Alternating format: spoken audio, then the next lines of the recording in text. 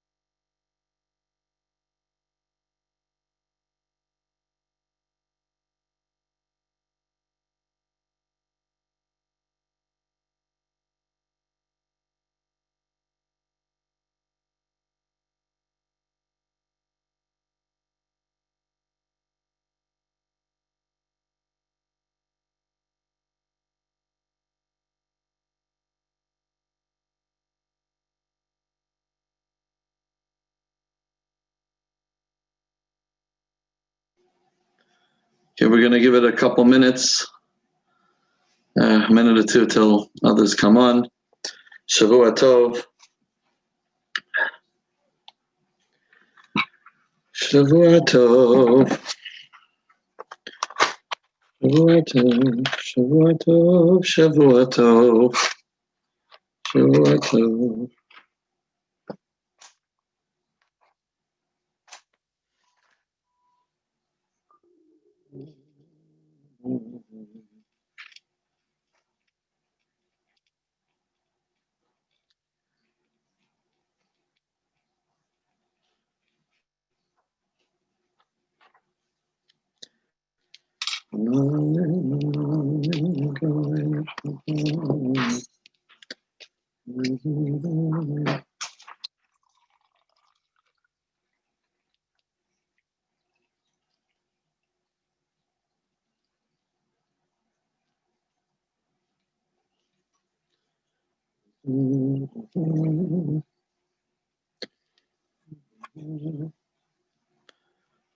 Okay.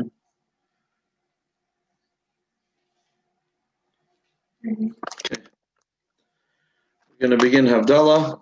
For those watching, if you have a cup of wine, grape juice, or a cup of hot tea, please join us as we make Havdalah. You also have a candle and besamim, spices. We're going to begin Havdalah this time.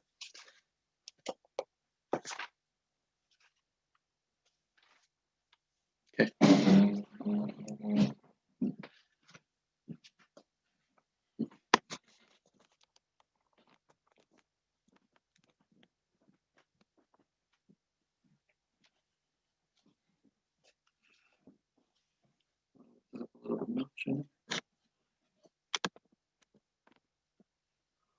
Too much. הנה ילישוס יפתח ולא יפחד, כי עזיב זמרוס אדינוי ויהי לי לישוע. שבתי מים בסוס, ממעייני ישוע אדינוי ישוע עמך וחסר הסלע. אדינוי צבאי סימנו מסקוב לנו להי יין כבסלע. אדינוי צבאי תשע למדך הבך. אדינוי ישיע, המלך יעננו ויום קרנו. ליהודים היסוד ובשמחה וששון מקרקעין תהיה לנו, שאיס ישוע יששא בשם אדוני אקרא. סברי מרנן, ברוך אתה אדוני אלוהינו מלך העולם, בידי פרי הגפן.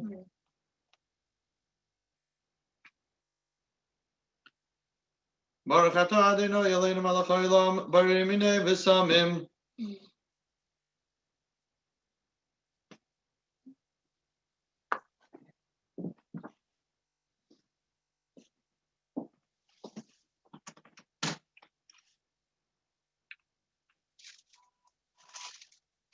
ברוך אתה אדוני אלוהינו מלך העולם, בידי מיירי האש.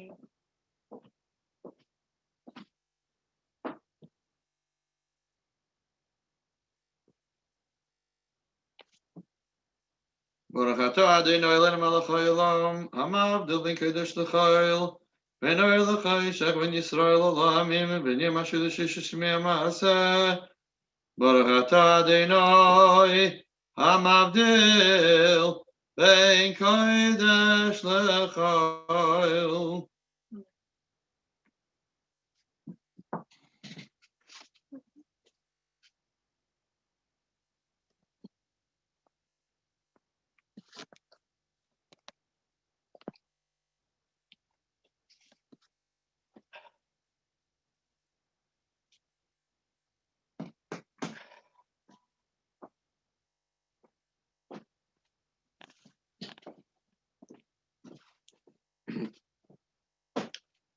ברוך אתה אדוני אלוהינו מלך העולם, המלך והפרק יפת ומסוסד ולסכם דבע, אחם מפר וסם טוב, אחם נם ונשם לאחרון שם לאחרון עשים שם לאחרון מסך ובני רשע מקדש מי במנו וננוסך וסם מקדש בעולם ולך ותשוב תאריך אתה אדוני על הארץ ועל פרי הגפן.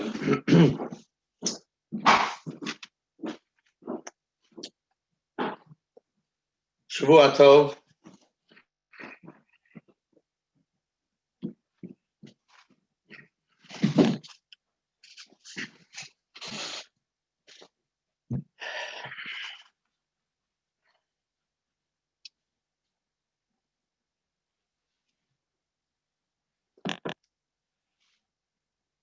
Begin with the prayer Eliyahu Hanavi, the song Eliyahu Hanavi. As we know, Motzei Shabbat is a time where we look forward to the news of Eliyahu Hanavi, Elijah the prophet, coming and sharing with us the news of the redemption.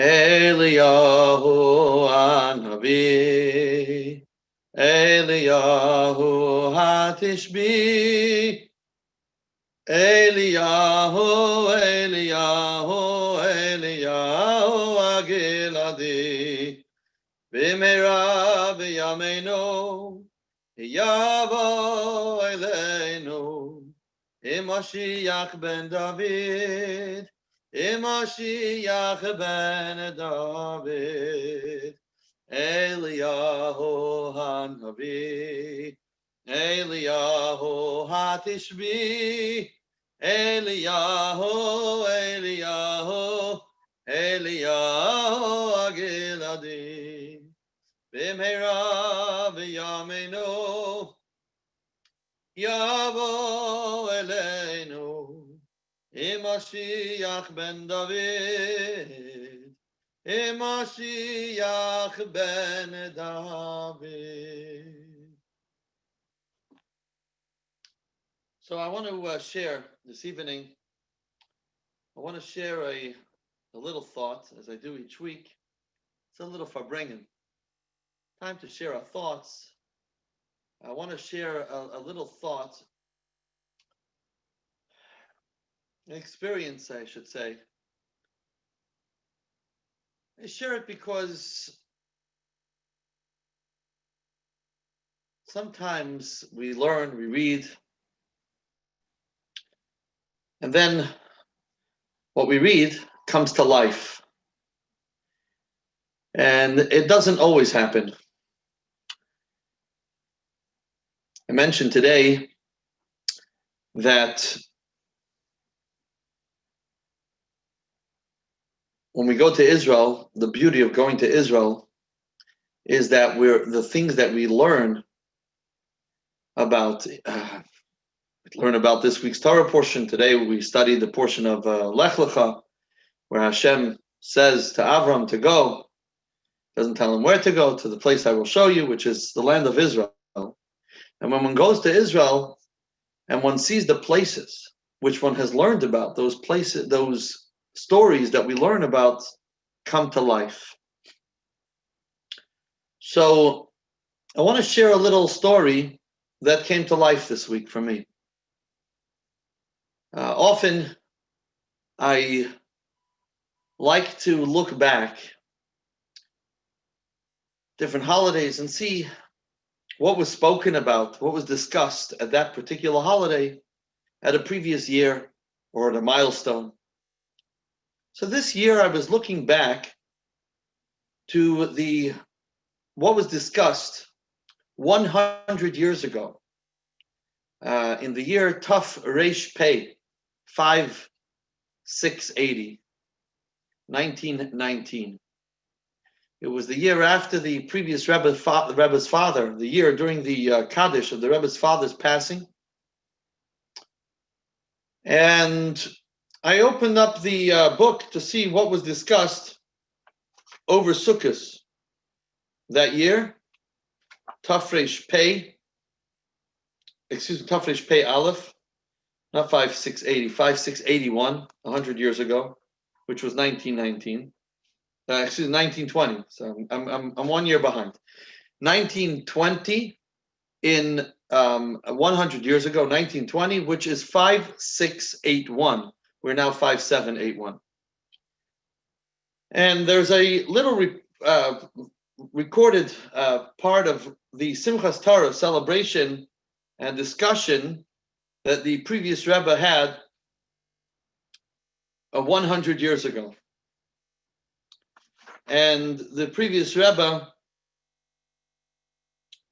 was then in Rostov. And it says here that the previous Rebbe said to an individual by the name of Reb Mendel Kaplan, or Reb Menachem Mendel Kaplan, and he said a chassid has to ask for life and not to pray to come to Keva Yisrael to be buried as a Jew. Meaning when a person is in a difficult situation, a person should not think about what happens after 120 and that he should be buried like a Jew. But as long as we're still here in this world, our prayer should be that we should live as a Jew and we should have life. Chayim, ask for life. That the neshama, the soul, should remain in this world, and we should ask for life. So that's all that was the discussion. At the bottom here on the page, it gives a little background to who this Reb Mendel Kaplan was. So as I mentioned, this was the year after the previous Rebbe's father had passed away. He was the Rebbe before. His name was Reb Shalom Dovber of Lubavitch, the Rebbe Rashab, the fifth Chabad Rebbe. And he had passed away right before Pesach of 1920. So this is during the year of his after his passing, the year of mourning for after his passing. So there was this chassid by the name of Reb Mendel Kaplan, and this Reb Mendel Kaplan was so affected by the Rebbe's passing, by the Rebbe Rashab's passing, that he became sick. And he started to recover, it seems, close to Rosh Hashanah. And he decided that he's going to travel to visit the Rebbe's son, which was the previous Rebbe, and to accept him as Rebbe. So he travels to Rostov from where he lived. It was a long train ride. And on the way, while he was on the train, the Kazakhs attacked. They came on the train and they attacked. And many people were killed. And he was severely wounded. In fact, I believe he was thrown off the train and broke both his arms. He couldn't get up. In the morning, the locals of where he was thrown off found him, and he was taken to the hospital in such a severe condition that he didn't think he would make it, and he sent a telegram to Rostov, to the previous Rebbe, asking for a blessing that he should merit. He wasn't with his family, he wasn't with anybody he knew, that he should merit to be buried as a Jew in the appropriate way that a Jew has to be buried, rather than the alternative. And the previous Rebbe sort of admonishes him and recognizes that when a person is still alive, a person has to ask and value every moment of life and ask the blessing, and the focus has to be on life, that I should live another day, should live another year, I should be able to continue to serve Hashem in this world. And that seems the indication and implication of the previous Rebbe's words to him during the Simchas Torah. Apparently, he passed away a couple weeks later, this chassid, and that's the end of the story. Why do I say the story finally suddenly came to life? To me, it was just a story. It was an interesting story of a chassid that I had no idea who this was, and read it in the Sikha, in the book, in the Sefer here, which has the previous Rebbe's talks from 100 years ago. And I just thought it was an interesting story that I had read. Last Sunday, I noticed online that the family of a certain chassid, of Reb Mendel Kaplan, had a Zoom meeting in honor to celebrate, to observe his 100th yahrzeit. And as soon as I saw this, I was intrigued. Something rang a bell. 1 second, I read something about this chassid, and I looked online and to see what it was about, and this was the same chassid that I had read about several weeks earlier. And I was looking to see who the family members are, and suddenly I realized that my brother-in-law is actually a great-grandchild of this Reb Mendel Kaplan. And so the story came to life for me. And I think it's important that when we study Torah, Torah is called Torah's Chayim, the Torah of life. The Torah is supposed to come to life for us. And hopefully everything we learn from the Torah should come to life for us, and we should live what we learn in Torah. And that's the reason why I wanted to share this story. Whether or not this was a story that touched your life, in any way, the point of the story to me, of the way I encountered the story, was a reminder that when we study Torah, any part of Torah, or any Torah thought, or anything we learn and we do, as the Baal Shem Tov teaches us, has to have an effect on our life. And we have to live with it. It has to affect us. It has to come to life. So let's hope that everything that we learn, and not only from Torah, but we learn also everything that we see and we hear, as the Baal Shem Tov tells us. Everything we hear and we see has to be a lesson for serving Hashem. I want to share another thought that I shared today related to the Haftarah. This week's Haftarah, which is from Isaiah. And one of the verses in this Haftarah says, Ki Avraham, Zera Avraham Oyhavai, which means the seed of Avraham who loved me. The children of Avraham, talking about us, the children of Avraham, the descendants of Abraham, Oyhavai, who love me.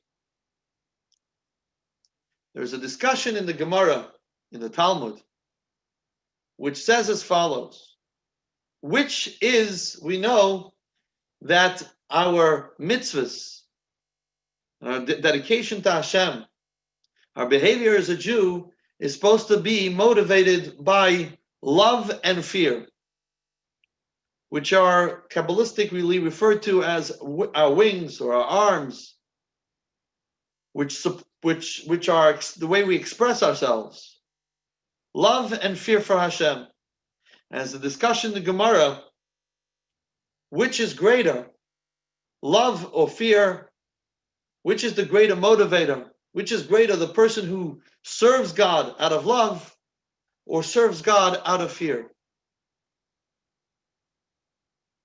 The Rebbe, in his early years, once attended a shiva, I believe for some Rebbe, and when he came to the shiva, there was a discussion, and the Rebbe was a young man at the time, and there was a discussion, and the Rebbe joined in the discussion, and at the end of the discussion, it seemed the Rebbe's comments were quite impressive. And there was a chassid, who was a chassid of another Rebbe, who was there, who was present.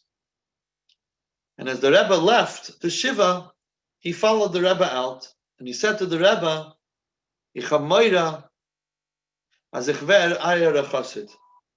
I'm afraid that I am becoming your chassid, your follower. And the Rebbe said to him, why do you need to do it out of fear when you could do it out of love? That you don't need to become my chassid, my follower, because you're afraid. You could do it out of love. Says the Gemara, Gadol ha'oisem ha'ahava. Great or greater is the one who does it out of love than the one who does it out of fear. And the question is why? Because it seems, if one thinks about it, it seems that a person who does doing something out of love is not necessarily such a great advantage. What's the big deal? As the previous Rebbe mentions in a talk in 1944, that when he discusses this concept, he says that even a balagala, which means even a wagon driver, even a simple person, can be motivated out of love. He loves Hashem. But yira, on the other hand, fear, is something that seems to motivate a person in a much greater way. What does it mean? What's the difference if I'm serving God out of love or out of fear? So, in simple words, in simple terms, it means if I love Hashem, or if I love someone, so then I'm going to make an effort to do what makes them happy. So if I love Hashem, I'm going to put on tzitzis, and I'm going to wear a pair of tzitzis or wear a talis, or put on tefillin. But if I am a person who serves God with fear of heaven, Doesn't mean I'm scared that Hashem is going to strike me, but rather I have awe of Hashem. Many different explanations of what fear means. But if I do it out of fear, if I have Yirah Shamayim, if I have awe, fear of heaven, so then not only am I going to put on the talis, but I'm going to make sure that the talis is on properly and that all the tzitzis are 100% kosher to the best possible way. I recall when I was studying smicha to become a rabbi, in one of my tests, we asked the teacher, the rabbi who was giving us the test, why are we so particular in Chabad about who is the sheichet, the one who slaughters the meat that we eat? As long as it's a religious Jew, what's the big deal? And he explained to us that when a person, just enjoys being Jewish, so he does everything the way he's supposed to do. However, when a person has Yirah Shamayim, when a person has true fear, so then a person's going to be a lot more careful and a lot more sensitive to the mitzvahs. And in shchita, in slaughtering, this makes a real difference. Why? Because in slaughtering, when a shochet uses a knife, he makes sure that the knife is extremely, extremely smooth. And the more yira a person has, the more God-fearing a person is, the more careful that person and the more sensitive that person is going to be to pick up even the slightest blemish, the slightest bump, which someone else is going to just feel it and say, wow, this is smooth. But he will nevertheless feel even the slightest, smallest dent that's on the knife and will sharpen it again to make sure that it's smooth. Why the knife has to be smooth is for different reasons. But the point is that the person will be extremely careful to make sure that the knife is extremely smooth. The way they do that is they use the nail of the thumb. Shochet will have a little bit of a longer nail on his thumb, and he will go against the knife a few times before he uses it. So the more Yirah Shamayim, the more a person is God-fearing, the more sensitive, the more careful he's going to be with the knife. And so it seems that Yirah Shamayim, the fear of God, is something that is a greater advantage and a greater motivator to do a mitzvah properly than love for Hashem.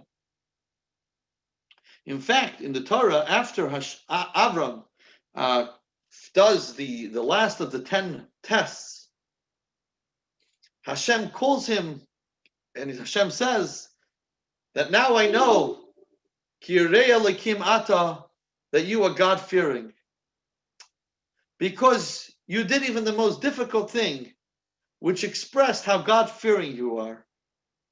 And so again, we see, it seems to imply that Yirah Hashem is something that is a greater motivator, more important, and a greater advantage than one who serves God out of love. Yet, in this week's Haftarah, as I mentioned earlier, we say, Zera Avraham Oyhavai, the seed of Avraham who loved me. Oyhavai. So how do we understand it? So it's possible that when a person serves God out of fear, that the fear could be mixed up at times together with one's own anxieties. A person is a very meticulous person because his nature is that way. And therefore, he's not only doing it because he has fear of Hashem, but also because of personal interests or because of his nature. How would we know if we look at a person's child? How we affect our children is when we know how we served Hashem and how much our dedication to Hashem was or is. So when we look at a person's child, we won't be able to tell from the person's fear of Hashem, but rather, how could we tell if a person really served Hashem and the person's service of Hashem was unadulterated in the sense that it wasn't because of my own personal interest, but it was pure? We could only see that from the children and from the love. Because the motivator for a child is when a child accepts what the father and follows what the father did or the mother did or parent did, it's what they loved. What we do because we love it, that's what really impacts our children. What we do because we have fear of Hashem, yes, they might be impressed, but that's not the true motivator for our children. The true motivator for our children is our love for Hashem. The more love we have for Hashem, the more we show our love for Hashem, and we do things with love, that will have a true effect on our children. So how do we know that Avraham really served Hashem? We could see it from Avraham's children. Zera Avraham Oyhavai. And how do we know that Avraham served Hashem? And served Hashem out of love, because we see his children followed in his footsteps. The fact that we continue to make Havdalah, the fact that we continue to put on tefillin and study Torah and do mitzvot, and we're motivated almost 4,000 years after Avraham, was not because of Avraham's fear for Hashem. That's why Avraham did his mitzvahs properly. Avraham did them because he feared Hashem. But why do we continue to do his mitzvahs? Is Zera Avraham Oyhavai, is because of Avraham's love. And so while both fear and love of Hashem are an important ingredient for our service of Hashem, the one that we're going to make sure that the next generation continues to have the dedication that we have for Hashem, the motivator is not our fear, is our love. And therefore the Gemara says, as I mentioned earlier, Gadol ha'oisem ahava, yoisem and ha'oisem yira, that greater is the one who does from love than the one who does out of fear.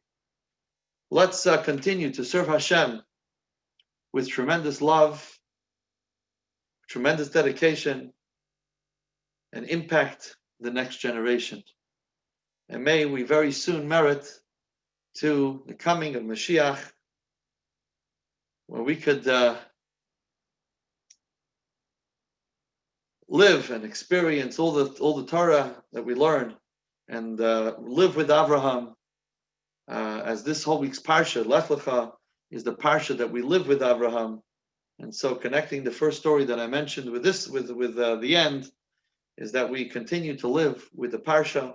We're going into Parshas Vayera, again another parsha that we live with Avraham, and not only to live with him, to live with the story, but to make sure that the stories that we learn, the Torah that we learn, should impact our lives and should be felt each and every day of our life.